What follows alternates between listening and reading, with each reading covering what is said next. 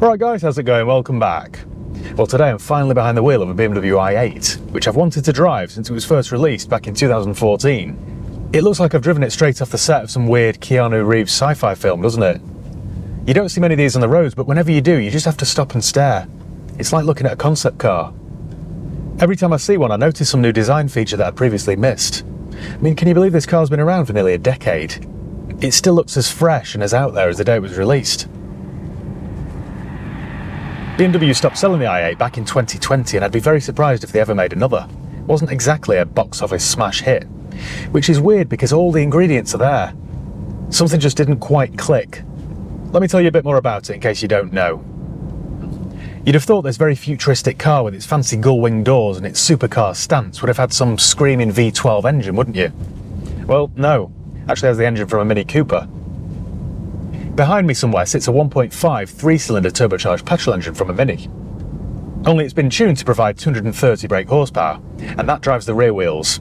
In addition to that, beneath me you've got some batteries, and then up front you've got an electric motor which makes 130 brake horsepower, and that drives the front wheels, so technically this car's four-wheel drive.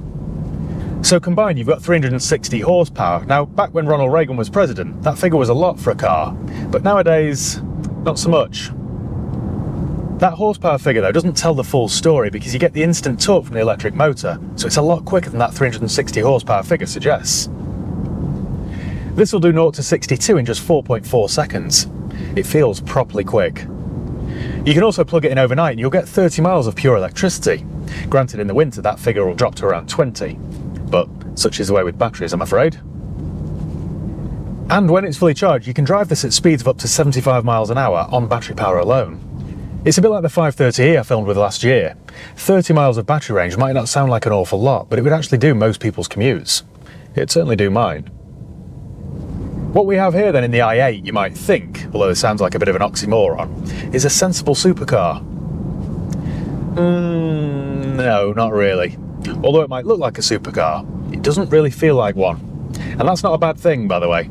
This isn't intimidating or frightening like a supercar would be. This is actually incredibly easy to drive.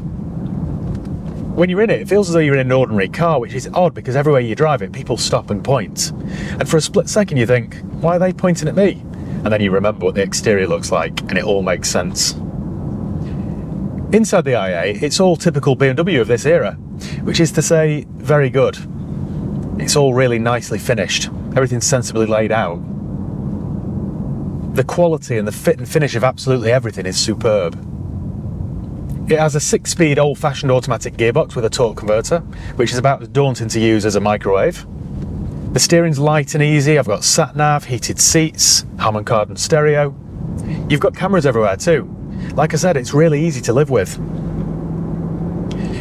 We're on the bypass now, so I think I'll knock it into sport mode and sting it. And just like that, I've disappeared. Almost feels like at 88 miles an hour this thing's just going to take off.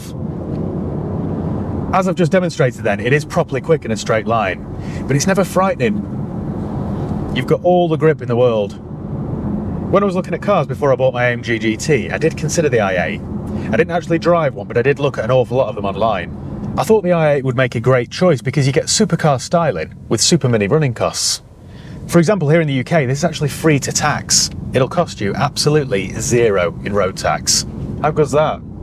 It'll also average 40 miles per gallon, and you can pick them up for around £40,000. I just think it's a bargain. It all sounded too good to be true, and I was really tempted.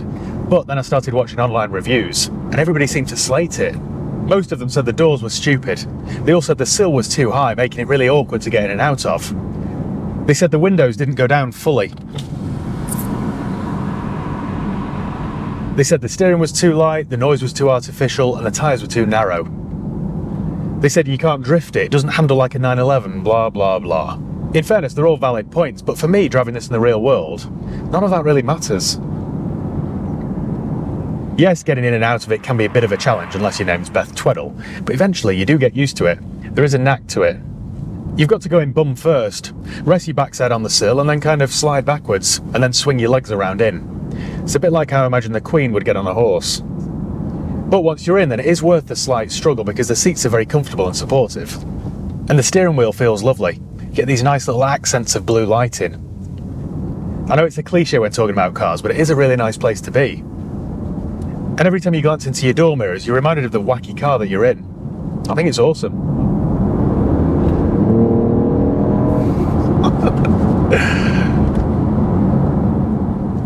Yes, the doors are a bit flamboyant, but it just kind of adds to the drama of this kind of car. You do have to be careful though that you don't park too close to the car next to you, otherwise you just won't get out. And if you don't like the idea of that, then I think you're best just sticking to a Golf. And yes, the windows don't go down fully, but they still go down far enough that you can reach for a parking ticket, or you drive through a McDonald's order.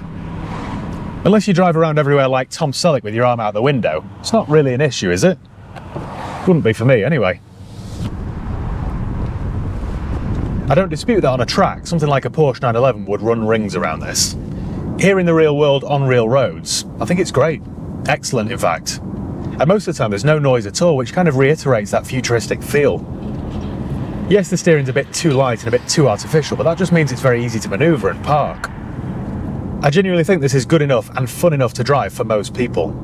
I think most people just want to take something out for half an hour or an hour at the weekend and have a good blast. And this won't leave you feeling empty. It just won't. I remember people complaining about the blind spots, but you're in a car with gull-wing doors, for heaven's sake. It's going to have some blind spots. They're not that bad. And you've got sensors and cameras everywhere, so it's not like you're going to get into any trouble. I just don't think you'd ever tire of its straight line speed. I wouldn't anyway. I love the fact that it's both ordinary and extraordinary at the same time. It's a peculiar car, really, this. There are some quite obvious drawbacks with it though. For example, the interior storage is lacking. I've only got one cup holder, but I do have this storage area here which would be quite handy for your keys or your wallet or your glasses. There are no door pockets for obvious reasons. Imagine loading it with your eye scraper, CDs, keys, whatever you keep in your door pockets, and then you open it to get out and everything drops to the floor. How embarrassing. The boot's tiny too. I mean, like Smart 4.2 tiny. It offers 154 litres of space, or in other words, not enough. On the plus side, you do get two rear seats, which you can use to store many things, up to but not including human beings. I wouldn't fancy being stuck back there on a long journey, would you? Something else that I don't like is the noise from the engine. You can occasionally hear that rattling 3-cylinder, which is a noise I detest. It reminds me of the old Corsa 1 litres. In sport mode, you get some artificial noise pumped both inside and outside. That sounds a bit better, but in all honesty, I wish they hadn't bothered. I think this car works better when it's just silent. I don't know what people are talking about. This handles perfectly well. Brakes are good too. Ooh, there. A little bit hot under the collar for a second. Under acceleration when you're not in sport mode, you get the occasional grumble. It sounds a bit like the Fiat Twin Air engine that you'd find in a Panda. And that's probably the first and last time anyone's compared an i8 to a Panda. That's what it reminds me of though, that sort of thrummy sort of engine. Thrum? Is that a word? Or have I just made it up? Look at this though, I'm sat at a traffic light and it is completely silent. I can hear the birds chirping. And then floor it. See what I mean about the Panda noise? That twin air rumble. Another negative is the ride is a bit firm. It's a bit choppy. But I mean, look at it. It's hardly going to ride like a Phantom, is it? I really like this car, you know. After watching all those video reviews, I really wasn't expecting to, but I'd have one. I think one day I will own one. Not sure when I'd use it, but when's that ever stopped me? It's an excellent modern sports car, this. I think what you've got is a normal car. This is no more complicated to drive than a Toyota Prius, wrapped in the shell of a supercar. It's a good combination. I think I could use this as my everyday car. I really think I could. I also think it'd make a great road trip car. It wouldn't cost the earth either. I mean, this will average 40 miles per gallon. It's free to tax.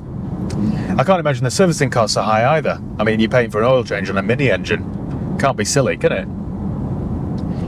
I just think it has an awful lot going for it. Now, this might sound a little bit shallow now, so keep this one under your hat, but I quite like the attention that it gets.